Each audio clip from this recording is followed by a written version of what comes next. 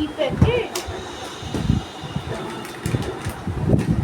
না, দেখি গোলমরিচ আছে, ছিলাম গাডার দিয়া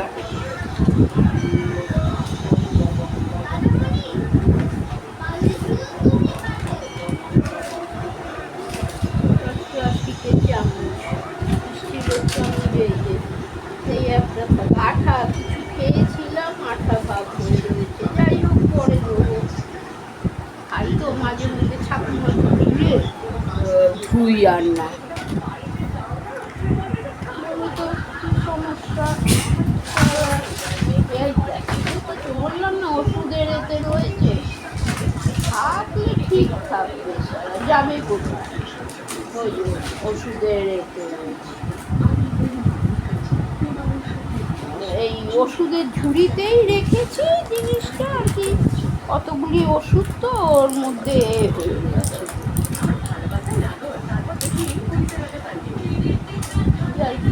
গরম আছে, গোলমরিচটা দিয়ে আসে থেকে সব ছেলে ফিরে একাকার করতে হলো আমাকে।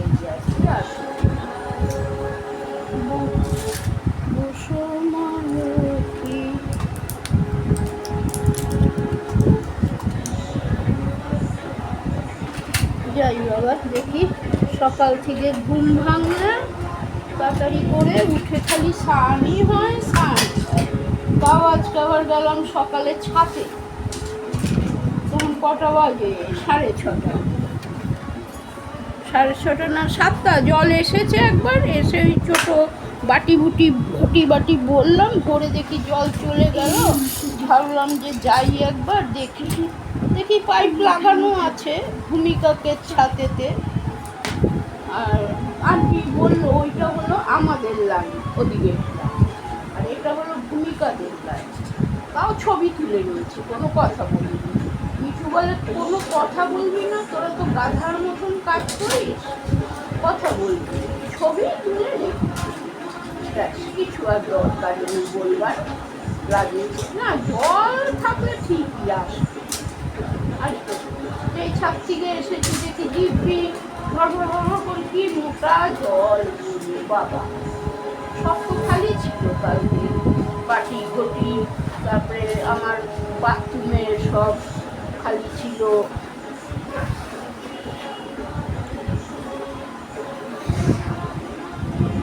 ও ঝাড় দিলাম, কটা বাজে তখন? ঘর 6:20, ঘর ঝাড় দিলাম, 2টো ঘর ঝাড় দিলাম। কেননা ওই ডাব্বাগুলি রাখবে, আবার ভরে জায়গাটা ঝাড় দিতে পারবো না। ডাব্বাটা খালি ছিল, কালকে স্নান করেছিলাম, সব সরিয়ে টরিয়ে ঝাড় দিয়ে করলাম। এখন মাথাটা খুব ঠান্ডা লাগছে, আরাম লাগছে। যাই, এই নয়, দরকার নেই। আন্টি বললো যে যাবো, এবার গিয়ে ফাইনাল কথা টথা বলে টাকা পয়সা দেবো, অর্ধেকটা কাজ হলে দেবো। আরে ঠিক আছে, হ্যাঁ লাগবে যখন, আমার দরকার নেই ভাই, নিয়ে নেওয়াই ভালো। যখন লাগবেই জল,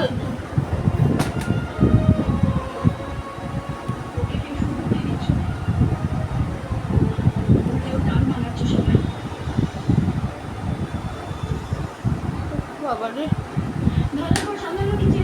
যাই।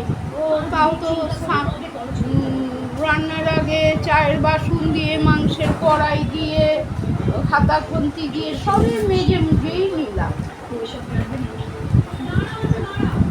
মেজে মুজে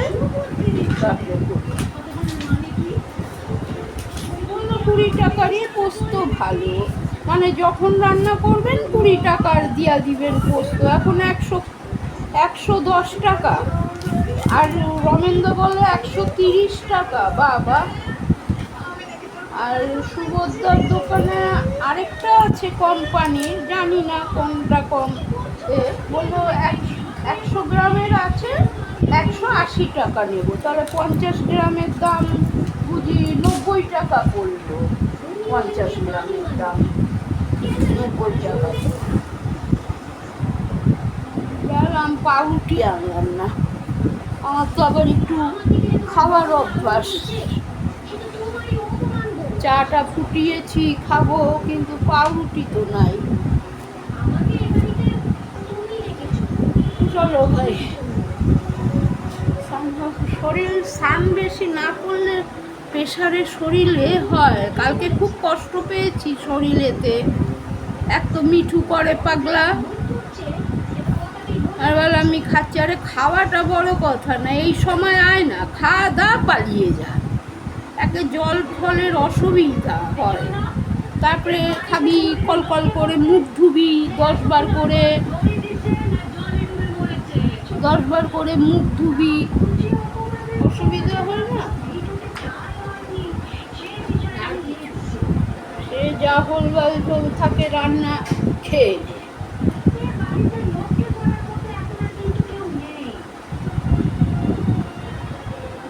স্নানের আগে যত বাসন বুসুন সব মাজি, কোনো আমার স্নান হয়ে গেলে আমার আর মাজতে ইচ্ছা করে না।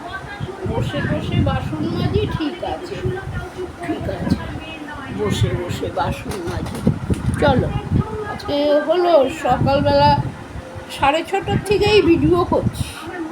আজকে ডাভ শ্যাম্পুটা ভালো দিয়ে দেখলাম তো, ডাভ শ্যাম্পু আর কি বলে কন্ডিশনার ভালো। আমি তো দিই না কন্ডিশনার অবশ্য। দেখো, কালকে 500 টাকা ভাঙিয়েছি, এই 10 টাকা রইল। বললাম তো, পয়সা ভাঙালেই কি বাবা, পয়সা ভাঙালেই কিছু না। কালকের 250 টাকার জিনিস এনেছি, 250 টাকা দিয়েছে রূপকদা। আর নেন আপনারই 250 টাকা, আজকে আপনারই আবার দিয়ে দিলাম। এবার হিসাব জুড়ি, 162 টাকার চাল, মানে 160 টাকা ধরলাম, 160 আর হলো ওই 20-40 টাকার পোস্ত, আর ছোটকার মাজন 20-40, তাহলে 80 আর 160, 8, 9, 10, 11, 12, 13, তাহলে 230 টাকা। 230। আমি বললাম ঠিক করে হিসাব জুটছেন তো? বলে হ্যাঁ হিসাব জুটছে। 230 আর হইল শ্যাম্পু 10 টাকার, 230, 40,